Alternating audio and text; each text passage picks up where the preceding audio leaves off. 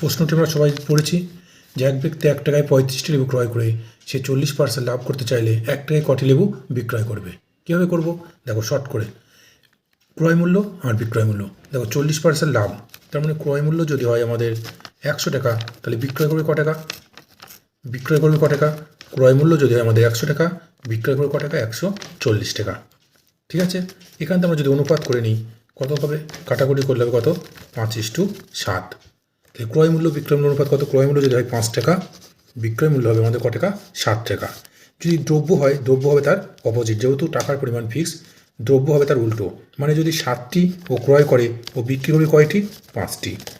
ঠিক আছে, ঠিক অপোজিট হবে। দেখো এবার আমার প্রশ্ন দেখো কী বলেছে। প্রশ্ন বলেছে 1 টাকায় 35টি লেবু ক্রয় করেছে, মানে এই 7 মানে কত? 7 মানে 35। 7 মানে কত? 7 মানে 35। তাহলে 5 মানে কত সেটি আমাদের বের করতে হবে। ঠিক আছে, তাহলে 7 মানে যদি আমাদের 35 হয়, 7 মানে যদি 35 হয়, 5 মানে কত হবে?